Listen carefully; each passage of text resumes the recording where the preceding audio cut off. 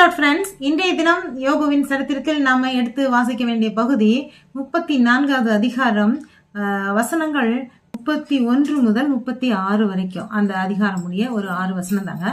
இது கூட எலிக்கு தான் சொல்றாரு. அவர் இதுக்கு முந்தின பகுதியில தேவனுடைய செயல்பாடுகள் எப்படி இருக்குது, துன்மார்க்கிட்ட எப்படி நடந்துக்கிறாரு அப்படின்றதெல்லாம் பத்தி சொல்லிட்டு இருந்தாரு.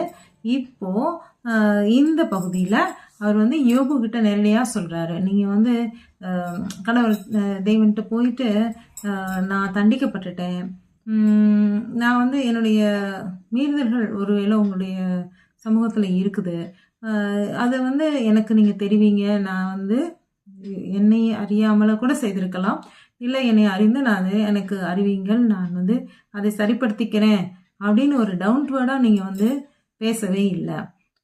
நீங்க என்னன்னா, ஐயோ நீங்க நான் நீதி நியாயக்கேடு நான் எதுவும் செய்யவே இல்லை, தேவன் தன்னுடைய முகத்தை என்னிடத்திலிருந்து மறைத்து கொண்டார், அவர் வானங்களுக்கு தாண்டி இருக்கிறதுனால மேகங்கள் அவருடைய கண்களை மறைக்கிறது, அப்படி இப்படின்லாம் என்னென்னமோ பேசுறீங்க.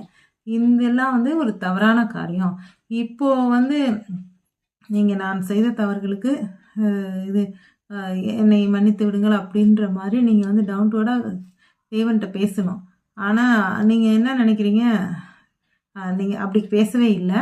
நீங்க ஒருவேளை மற்றவர்கள் வேற யாராவது யோபு தப்பு பண்ணிட்டாரு, அவருக்கு மன்னிச்சிருங்க அப்படின்ட்டு தேவன்கிட்ட மற்றவங்க யாராவது பேசணும்னு நினைக்கிறீங்களா?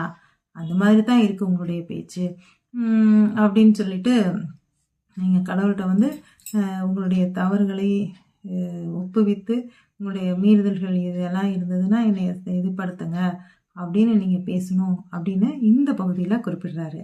அது கொஞ்சம் வாசித்து பார்த்து நான் சொல்றது சரியா இருக்கா அப்படின்னு பாக்குறீங்களா?